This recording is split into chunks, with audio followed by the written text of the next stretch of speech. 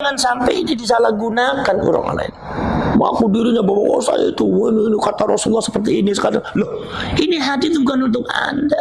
Ini hadis untuk orang supaya mencintai Ahlul Bait. Apalagi nasab daripada Ba'alwi ini lagi dipermasalahkan, ya kan? Masih banyak dipermasalahkan, ya. Nah ini makanya jangan suka seperti itu. Ini bisa-bisa menjatuhkan nilai daripada hadisnya Rasulullah itu sendiri. Nilainya jadi jatuh gara-gara Anda, karena Anda salah menempatkan. Nilai Al-Quran dan hadis tentang sedekah bisa-bisa jatuh gara-gara Anda, karena Anda tidak bisa menempatkan. Akhirnya orang ketika didalili itu nggak mempan. Kenapa? Ya gara-gara Anda itu menyalahgunakan hadis dari Al-Quran dan Al-Quran, menyalahgunakan dalil untuk tujuan yang tidak benar dan ditempatkan pada tempat yang tidak benar. Makanya saya harapkan orang-orang semacam itu ngaji dulu lah. Gak usah banyak bicara Quran dengan hadis tuh. Anda itu baca Qurannya saja masih belang-belentung, nggak pakai tajwid. Baca kitabnya saja udah dengan santai. Saya lebih pintar santai saya. Udah, apalagi nahwu shorof dengan balaghah. Ya. Jangan dibilang nahwu shorof itu nggak penting. Penting.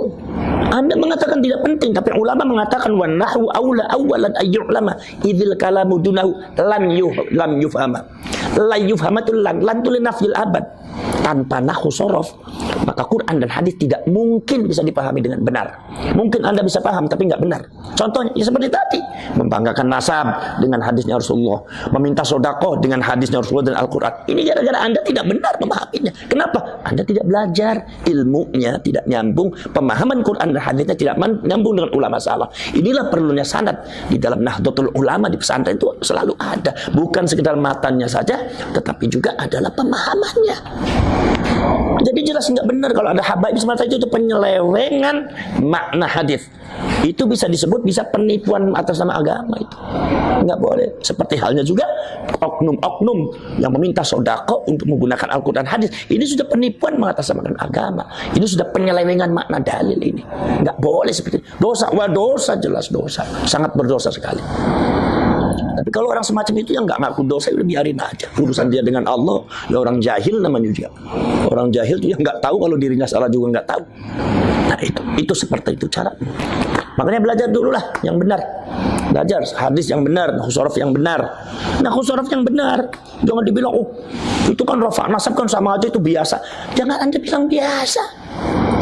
Innallaha bari'um minal musyrikin wa rasulah. Ini harus wa rasulah.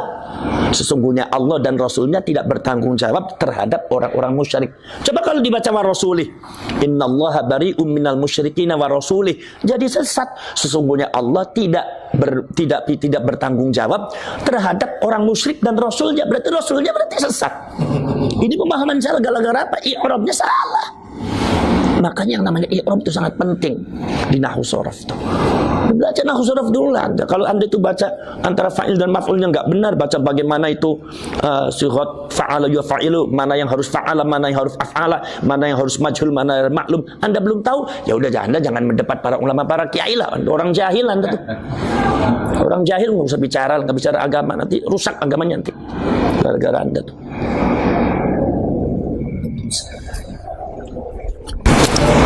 Ini sih Gus, kaitannya tentang katanya ada salah satu oknum ya Habib berkata bahwa satu orang Habib bodoh itu lebih utama ketimbang 70 ulama atau kiai alim. Itu sebetulnya bukan Habib bodoh itu. Kalau ada Habib yang bicara seperti itu, oknum Habib bicara seperti itu, salah itu. Oh, iya. Bukan Habib, itu ada kata-kata ulama itu syarif.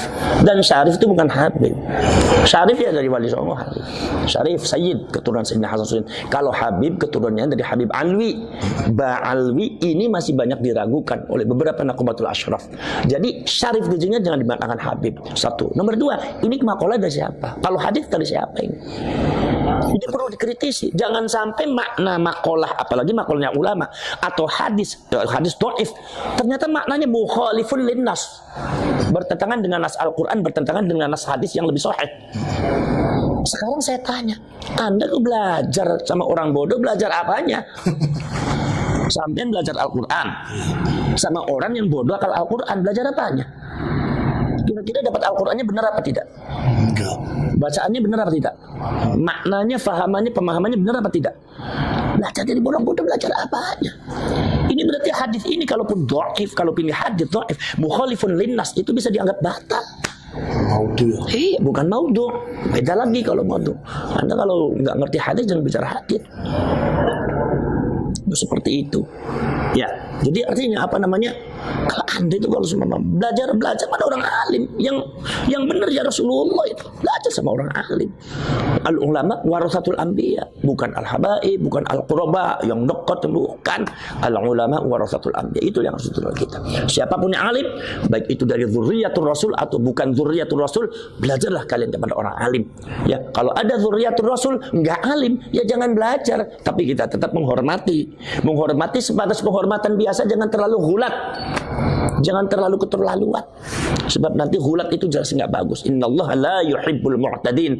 Gusti Allah itu tidak menyukai orang-orang yang melewati batas, melampaui batas, keterlaluan apa sehingga seolah-olah selain ini salah semua, yang benar adalah ini. Nggak boleh seperti itu. Ya, itu. Dah. Ada lagi? Ada lagi, Gus. Ya. Ada yang mengatakan bahwa keabsahan nasab Balawi itu diragukan, yaitu dari Kiai Imaduddin Usman Al-Bantani. Beliau mengeluarkan sebuah tesis ilmiah tentang nasab, bahwa nasab Ba'alawi itu tidak nyambung kepada Rasulullah. Sementara kita tahu bahwa di nasab Ba'alawi itu kan juga banyak ulama-ulama besar, Gus. Salah satu contoh dari Habib Ali Kuitang, Habib Soleh Tanggul, nah yang masih hidup Habib Lutfi, juga Habib-Habib lainnya. Apakah itu kalau kita ikut meragukan, apakah tidak dikatakan su'ul adab, Gus? Mohon pencerahannya. Ya begini. Jadi Anda jangan merancukan antara kajian hasil ilmiah dengan adab. Itu beda. Kalau Kiai Imaduddin yang saya lihat itu kajian ilmiah. Jadi kalau Anda membantah ya secara ilmiah. Kalau kajian ilmiah ternyata dapatnya tidak sesuai dengan apa yang sudah ditetapkan, nggak jadi masalah. Wong itu masalah ilmiah, masalah biasa. Tidak ada kaitannya dengan adab dan akhlak.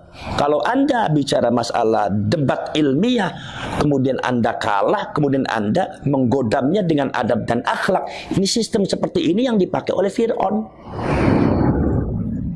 Fir'aun itu pada waktu debat dengan Nabi Musa, ketika ditanya, Musa kamu itu Tuhannya siapa? Kata Nabi Musa, Tuhan saya yang bisa menghidupkan, yang mematikan. Tuhan saya ada yang bisa menghidupkan, mematikan. Kemudian tiba-tiba Fir'aun menghadirkan dua orang, yang satunya dibunuh, yang satunya dihidupkan. Kata Fir'aun, wa ana uhyi wa umit. Saya juga menghidupkan tuh, saya juga bisa mematikan. Artinya kalau memang Tuhan kamu adalah menghidupkan dan mematikan, saya juga bisa. Akhirnya kata-kata Nabi Musa apa? Tuhan saya adalah Tuhan yang bisa memindahkan matahari dari timur ke barat dan mendatangkan bulan ketika malam dan melenyapkan ketika siang. Tuhan saya Tuhan yang bisa menggeser matahari. Di situ Fir'aun lemah, logikanya kalah, debatnya kalah. Lah Fir'aun baru menggodamnya dengan apa? Ya dengan kayak tadi, otoritas.